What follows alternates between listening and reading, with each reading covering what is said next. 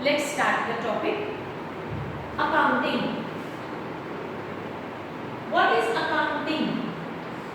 Accounting means to record all business transactions. Again, accounting means to record all business transactions. What is transaction? In which cash is involved.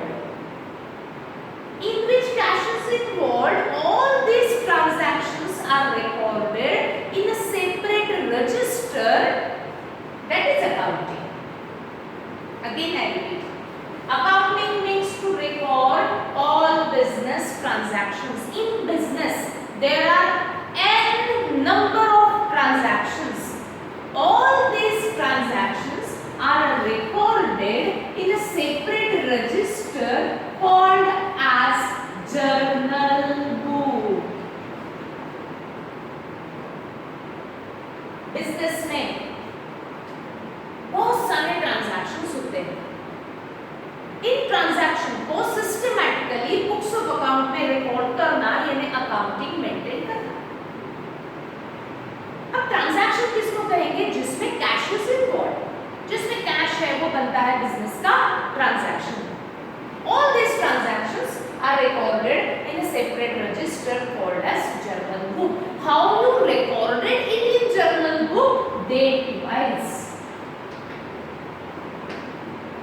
कोई ना कोई date wise record किया जाता है. अच्छा, business में जो ट्रांजैक्शंस रिकॉर्ड किए जाते हैं वो क्यों रिकॉर्ड किए जाते हैं? क्योंकि my object for doing business is to earn profit. मुझे प्रॉफिट अर्न करने के लिए मैं बिजनेस कर रही हूँ, तो ये प्रॉफिट अर्न करने के लिए मुझे कहीं ना कहीं मेरे ट्रांजैक्शंस को लिखना पड़ेगा, नोट डाउन करना पड़ेगा.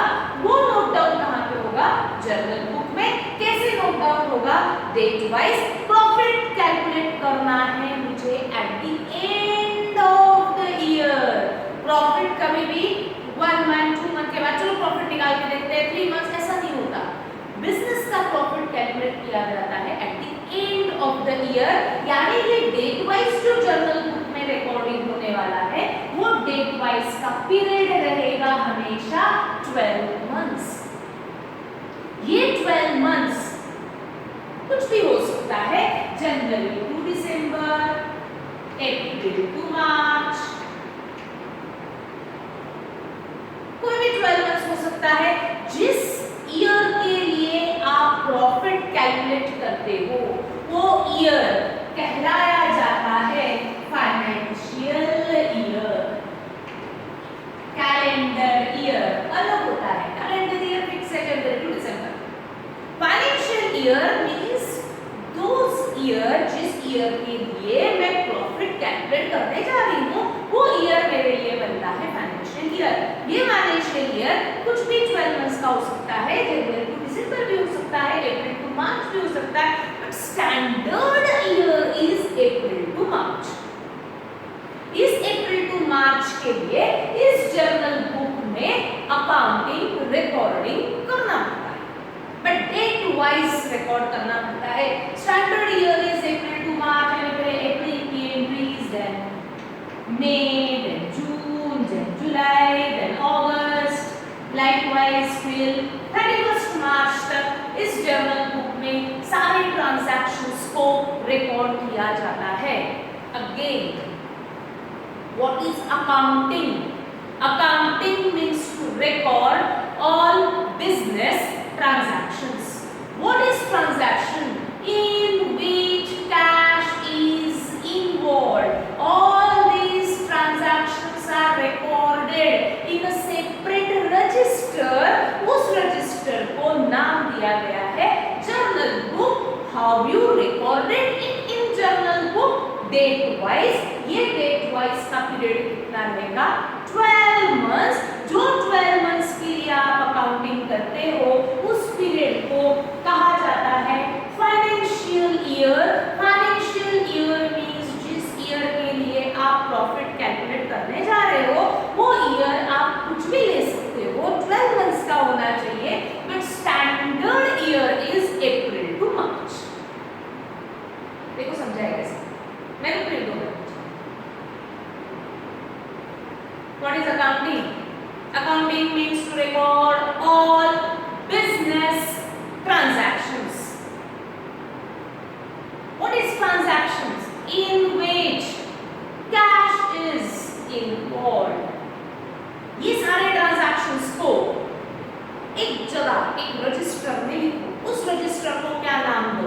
Journal book. How you recorded it? आप कैसे रिकॉर्ड करेंगे इसमें? Date wise. कितने मंथ्स का पीरियड? 12 मंथ्स। उस 12 मंथ्स पीरियड को क्या नाम देंगे? Financial year. What is financial year? जिस ईयर के लिए आप प्रॉफिट कैलकुलेट करने जा रहे हैं वो ईयर बनता है आपका financial year. Standard of financial year is April to March, 1st April to 31st March. These 12 months period of transactions are recorded in journal book but date wise. Transactions means in which cash is involved. Example, suppose मैं ये job को manufacture कर रही हूँ, manufacture यानी मेरी industry में ये जॉब को मैं ये प्रोडक्ट को मैं तैयार कर रही हूँ, तो मुझे क्या क्या करना पड़ेगा? जॉब को मैन्युफैक्चर करने के लिए सबसे पहले रॉ मटेरियल परचेस करो, है ना? कुछ ना कुछ मटेरियल लगेगा नहीं। इस मटेरियल को जब मैं परचेस करती हूँ तो मुझे पेमेंट करना पड़ेगा ना, कोई मुझे फ्री में थोड़ी ना देगा। तो रॉ मटेरियल परचेस ये बना बिजनेस का ट्रांजैक्शन। व्हाई इसको हम ट्रांजैक्शन कहेंगे? क्योंकि इनमें कैश इज इन्वॉल्वड, आपने अमाउंट दे के मटेरियल परचेस किया है। देन इस मटेरियल पे इस प्रोडक्ट को, वो मटेरियल को मुझे फिनिश प्रोडक्ट में रेडी कर तैयार करना है। फिनिश प्रोडक्ट यानी उसको मुझे चॉक में लाना है, तो मुझे इसके ऊपर लेबर लगेंगे, वर्कर्स लगेंगे। तो क्या मैं वर्कर को पेमेंट नहीं करूँगी? करना पड़ेगा। तो वर्कर को जो आप पेमेंट करेंगे, लेबर को जो आप पेमेंट करेंगे, again in this cash is involved, तो बना बिजनेस का वो नेक्स्ट ट्रांजैक्शन, क्योंकि इसमें कैश इन्वॉल्व है। और ये प्रोडक्ट को मैं सेल करती हूँ। सेल करने के लिए मैंने मार्केटिंग किया, एजेंट को अपॉइंट किया, तो एजेंट को मुझे पेमेंट करना पड़ेगा। एडवर्टाइजमेंट किया तो एडवर्टाइजमेंट कंपनी को मुझे पेमेंट करना पड़ेगा। तो इनमें अगेन कैश इज इन्वॉल्वड, तो एडवर्टाइजमेंट, एजेंट को commission, in which cash is involved, तो बना बिजनेस का ट्रांजैक्शन। फिर ये जॉब को मैं सेल करती हूँ, सेल करने पे मुझे कैश मिलेगा, अगेन ये इसमें कैश इज इन्वॉल्वड। तो ये सारे ट्रांजैक्शंस को डेट वाइज बिजनेस को बुक्स ऑफ अकाउंट में रिकॉर्ड करना पड़ता है। सबसे पहला बुक होता है जर्नल। तो डेट वाइज ट्रांजैक्शंस को रिकॉर्ड करो। ऐसे बिजनेस के पास n नंबर ऑफ ट्रांजैक्शंस होते हैं, n नंबर यानी सिर्फ एक दो होते, बहुत ज्यादा। ये सारे ट्रांजैक्शंस को जर्नल बुक में रिकॉर्ड करो, डेट वाइज रिकॉर्ड करो। How you recorded it in journal book? By passing entry called as journal entry. How you recorded it in journal book? Date wise and by passing entry called as journal entry. What is journal entry? What is date wise? ये सब आपको करना है।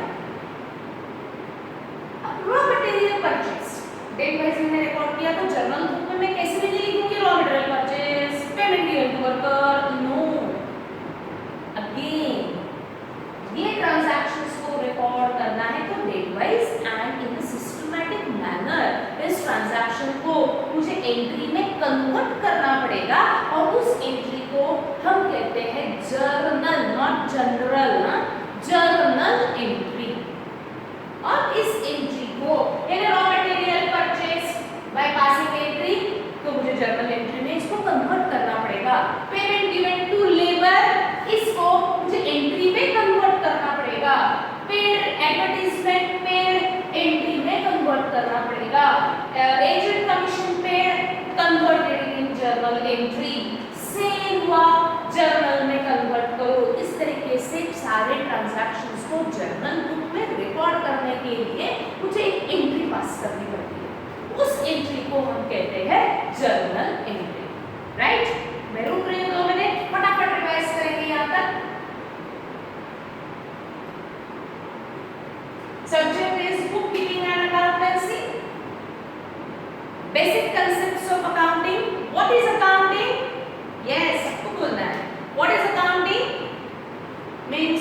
record all business transactions. What is transaction? In which cash is involved. जिसमें cash involved है वो बनता है business का transaction.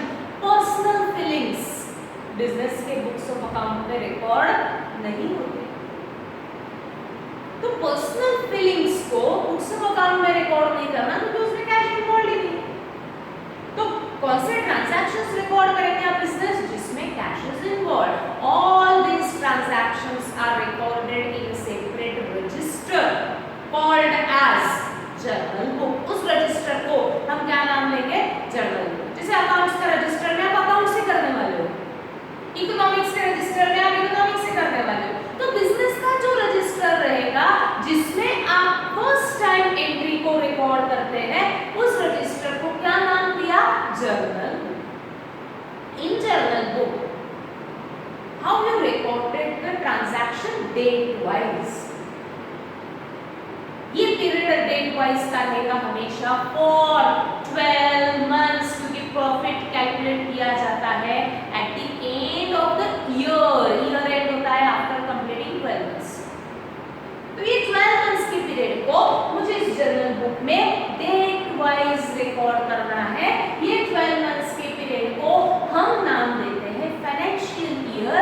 फाइनेंशियल ईयर यानी जिस ईयर के लिए आप प्रॉफिट कैलकुलेट करने जा रहे हैं। ये financial year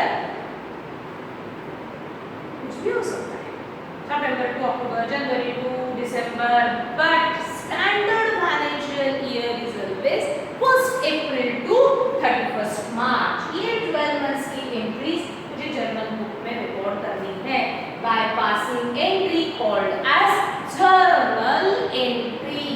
for journal entry minimum 2 accounts are required. यानी कोई भी जर्नल एंट्री जैसे रॉ मटेरियल परचेज किया, एंट्री पास करनी है तो इसमें मुझे 2 अकाउंट्स लगेंगे। एक अकाउंट को किया जाएगा डेबिट एंड सेकंड अकाउंट को किया जाएगा credit. What is debit credit? नाम सुना होगा मैक्सिमम स्टूडेंट्स ने। What is debit credit? Just plus and minus, but debit यानी प्लस, क्रेडिट यानी माइनस नहीं होता। डेबिट प्लस माइनस दोनों हो सकता है, क्रेडिट प्लस माइनस दोनों हो सकता है। मैथमेटिक्स में हम प्लस माइनस टर्म देते हैं बट अकाउंटिंग में हम प्लस माइनस को कहते हैं डेबिट क्रेडिट। आज से किसी अकाउंट में हम प्लस कर रहे हैं माइनस कर रहे हैं तो हम प्लस माइनस नहीं कहेंगे, हम क्या कहेंगे? डेबिट क्रेडिट कर रहे हैं। कैसे होता है प्लस माइनस ये हम धीरे धीरे देखेंगे कि डेबिट प्लस माइनस दोनों कैसे हो सकता है, क्रेडिट प्लस माइनस दोनों कैसे हो सकता है, धीरे धीरे। ठीक, अगेन स्टार्टिंग से रोज बोलना ही। What is accounting? Accounting means to record all business transaction. Bore हो रहा है फिर भी सुनना है। What is transaction? In which cash is involved. All this transactions are recorded in a separate register called as journal book. How you recorded it in journal book? Date wise. कितने months का period है? 12 months का। उस 12 months के period को हम कहेंगे financial year. What is financial year? जिस ईयर के लिए आप प्रॉफिट कैलकुलेट करने जा रहे हो वो फाइनेंशियल ईयर की एंट्रीज जर्नल बुक में कैसे रिकॉर्ड होंगी? Date wise and by passing entry called as journal entry. Journal entry के लिए मिनिमम लगेंगे 2 accounts. One account first account को डेबिट किया जाता है, सेकंड अकाउंट को क्रेडिट किया जाता है। What is debit credit? Just plus and minus. Revise करेंगे चलिए।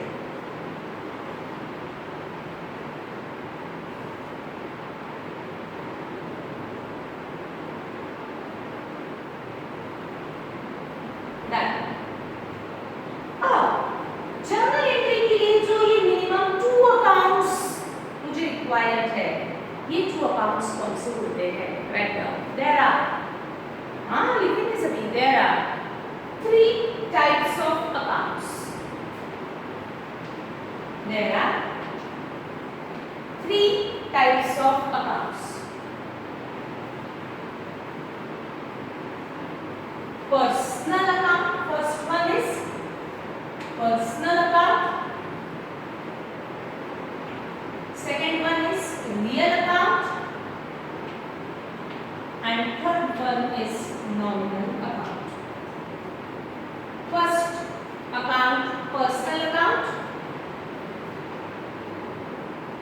then real account, and then nominal account. Take up. How to classify the accounts under personal, real and nominal? That's a one. Personal यानी individuals, आप, मैं, हम सब कौन से account हो गए? Personal account. Right down the example of personal account. Individuals, then उसके बाद आएगा banks, companies, colleges, schools, etc. Write down the example. Individuals, banks, companies, colleges, schools, etc. ऐसे बहुत सारे. समझा? अब इसको मैं डिटेल में एक्सप्लेन करूँ. इंडिविजुअल्स यानी आप, मैं, हम सब कौन से अकाउंट है? पर्सनल अकाउंट है. But the definition of personal account is, ध्यान सबका,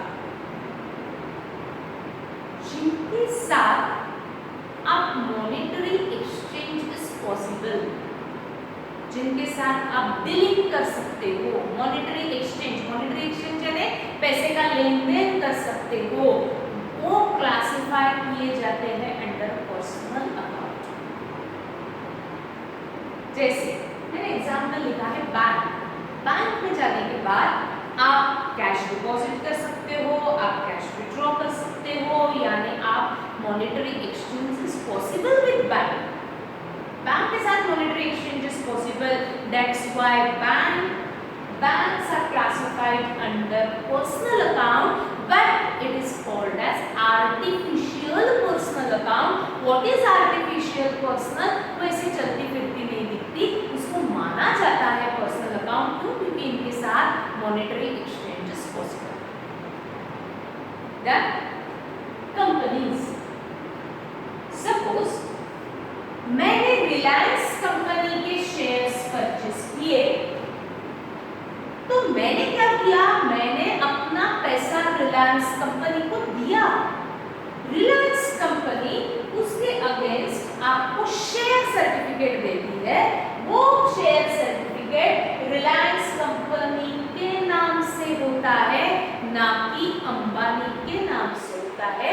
यानी आपने जो डीलिंग की है वो कंपनी के साथ की है, अंबानी के साथ नहीं की है. तो इसीलिए कंपनी को कहा जाता है personal account, but it is classified under artificial personal account. Again क्यों आर्टिफिशियल? क्योंकि वो ऐसे चलती फिरती नहीं है. हमने उसके साथ डीलिंग की है, मैंने मॉनेटरी एक्सचेंज किया हुआ है, मॉनेटरी एक्सचेंज पॉसिबल हुआ है विद रिलायंस कंपनी, इसलिए रिलायंस कंपनी को पर्सनल अकाउंट माना. देन मैंने एग्जांपल लिखा है कॉलेज. आप कॉलेज में आए, आपने एडमिशन लिया, एडमिशन लेते समय आपने फीस पे किया. तो जो आपको फीस पे करने के बाद आपको जो रिसीट मिली, देख लेना आपके पास रिसीट होगा. ये रिसीट आपको प्रिंसिपल के नाम का मिला या कॉलेज के नाम का मिला? कॉलेज के नाम का मिला. यानी आपने डीलिंग, मॉनेटरी एक्सचेंज किसके साथ किया है? कॉलेज के साथ किया है. यानी मॉनेटरी एक्सचेंज आपने एमके संचिति के साथ किया है, यानी MK Sanchiti is classified under personal account. But again वो कौन सा पर्सनल अकाउंट है? Artificial personal account. क्यों? क्योंकि वो ऐसे चलते फिरते नहीं दिखता. तो उसको मानो क्यों? क्योंकि आपने मॉनेटरी एक्सचेंज इज पॉसिबल. आपने कॉलेज के साथ डीलिंग की है, ना कि प्रिंसिपल के साथ डीलिंग की. स्कूल में भी आप फीस पे करते थे तो रिसीट अगेन स्कूल के नाम का मिलता था, यानी आपने मॉनेटरी एक्सचेंज किया है अगेन विद स्कूल. तो आपको स्कूल को क्लासिफाई करना है अंडर पर्सनल अकाउंट,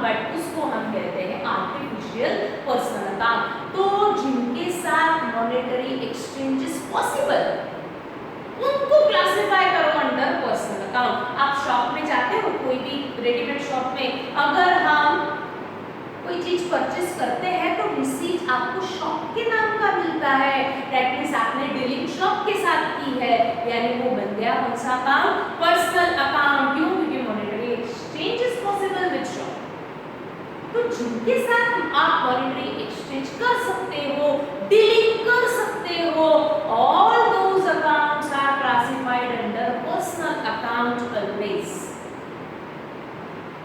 ठीक, आगे बढ़ते हैं। एग्जाम्पल सबने लिख लिया है।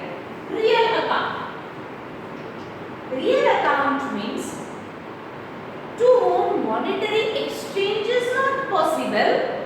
आप पैसे का लेन देन नहीं कर सकते, but which we can see, जो आप देख सकते हो। मॉनेटरी एक्सचेंज नहीं कर सकते हो बट आप देख सकते हो।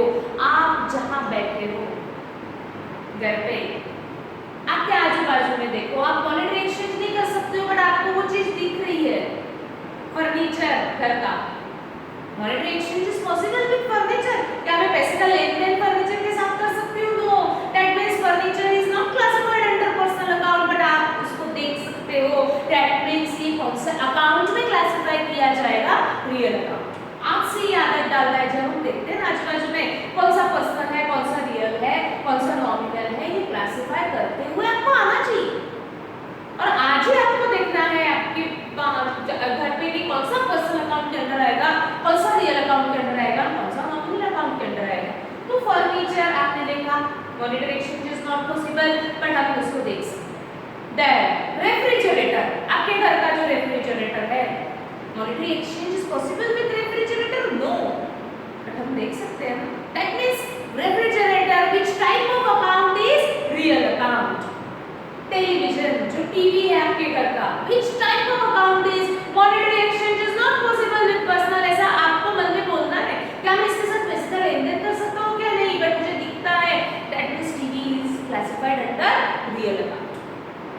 Mobile, which type of account is real account। Computer, which type of account is real account। Table, chair, tubelight, fans, all accounts are classified under real account, जो आप देख सकते हैं। तो इसके एग्जांपल्स मैं लिखती हूँ, फर्नीचर, बिल्डिंग, आपके पॉकेट में जो कैश है देख सकते हो, एक्सेट्रा। आप लिख सकते हो दुनिया भर के examples, refrigerator, TV, fan, tubelight, table, chair, computer, laptop, mobile, all those are classified under real account. क्यों? क्योंकि इनके साथ monetary exchange is not possible, but हम देख सकते हैं। दोनों अकाउंट क्लियर है। सबसे पहले पर्सनल अकाउंट में बोलना है, मॉनेटरी एक्सचेंज इज पॉसिबल, जिनके साथ मॉनेटरी एक्सचेंज आप कर सकते हो, इंडिविजुअल्स, आप में सब पर्सनल अकाउंट। इसके अलावा बैंक में जाने के बाद monetary exchange is possible, shop में जाने के बाद monetary exchange is possible, company के साथ monetary exchange is possible, college के साथ monetary exchange is possible, schools के साथ monetary exchange is possible, hospitals में जाने के बाद मॉनेटरी एक्सचेंज इज पॉसिबल। तो ये सारे अकाउंट्स इसके अंदर क्लासिफाई किए जाएंगे, पर्सनल, रियल, जिनके साथ monetary exchange is not possible, but जो हम देख सकते हैं, furniture, TV, refrigerator, mobile, cupboards, आपके घर के, ये सारे कौन से अकाउंट्स है? Real account. देन नॉमिनल, जो पर्सनल भी नहीं है, रियल भी नहीं है, all those accounts are classified under nominal account. ऐसे कौन से अकाउंट है भाई जो पर्सनल भी नहीं है, रियल भी नहीं है? All expenses and all incomes.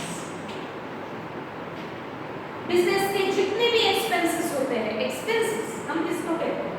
जिसके अगेंस्ट मुझे पेमेंट करना पड़ता है वो मेरे लिए एक्सपेंस, जो पैसा मुझे मिलता है वो मेरे लिए इनकम।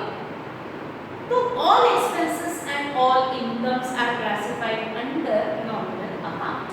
अब जैसे कॉलेज का एग्जांपल लेते हैं, कॉलेज के लिए क्या क्या एक्सपेंस हो सकता है?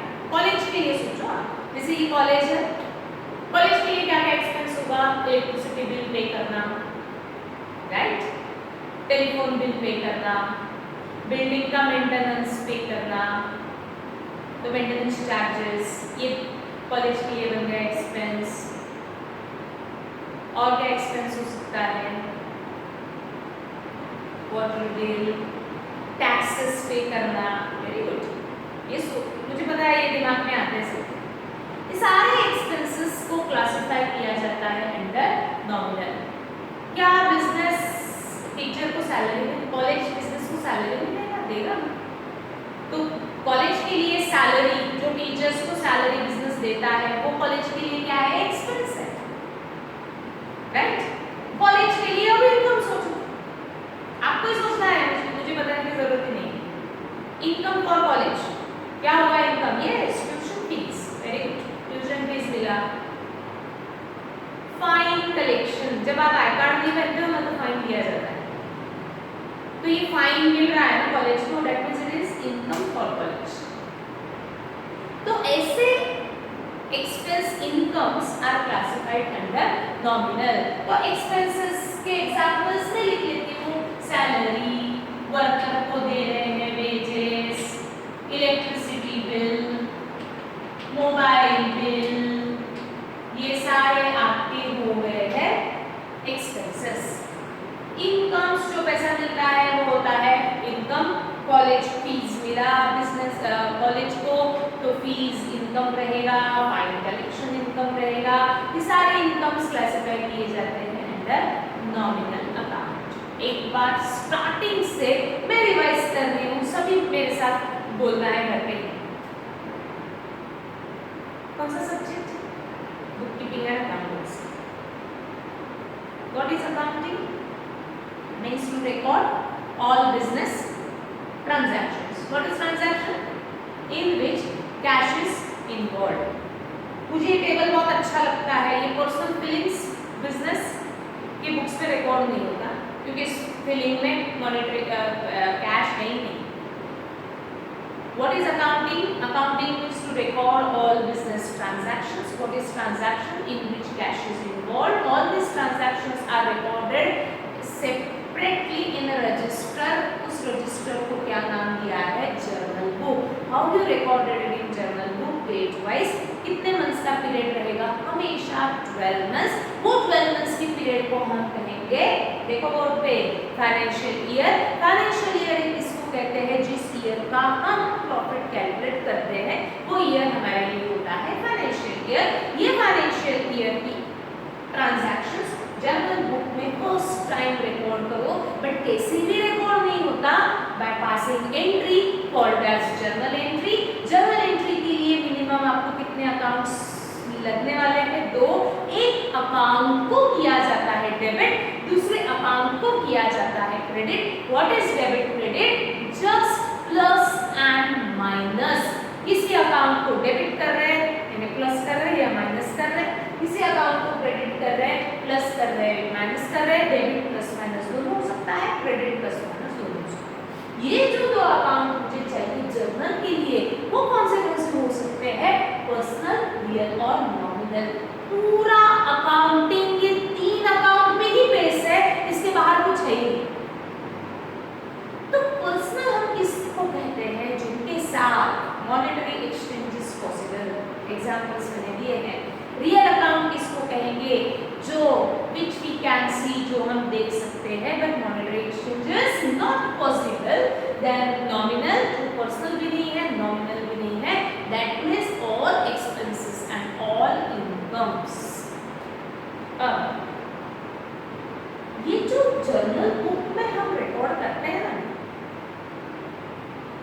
मुझे जो अच्छा लगा मैंने किया, कुणाल को जो अच्छा लगा उसने किया, रिद्धिमा को जो अच्छा लगा उसने वैसा किया, ऐसा नहीं होता.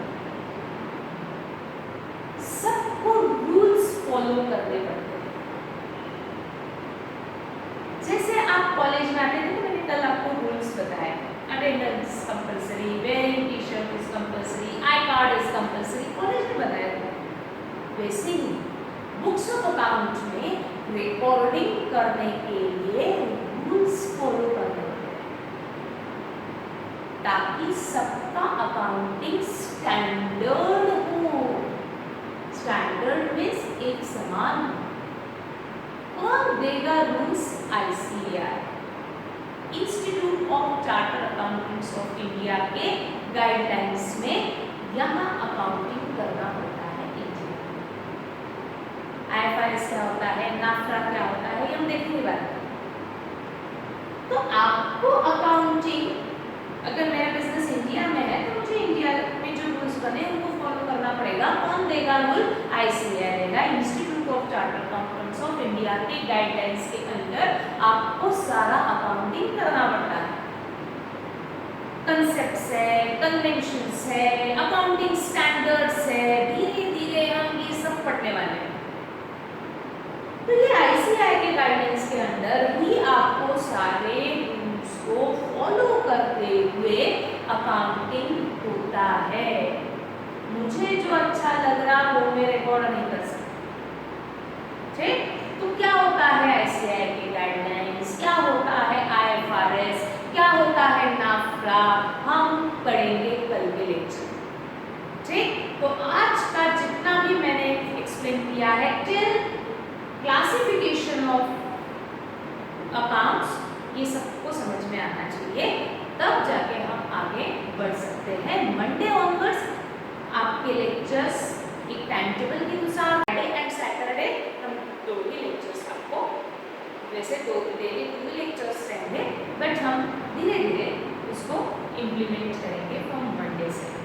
बेसिक कंसेप्ट्स के वीडियोस आपको देखना है। डाउट्स होते हैं मुझे पता है, आप ग्रुप में टिल 4:30 अगर आज जो मैंने एक्सप्लेन किया है इस पे अगर कुछ आपको क्वेश्चंस हैं तो आप ग्रुप में वो क्वेश्चंस पूछ सकते हैं, हम उसको वहीं क्लियर कर सकते हैं।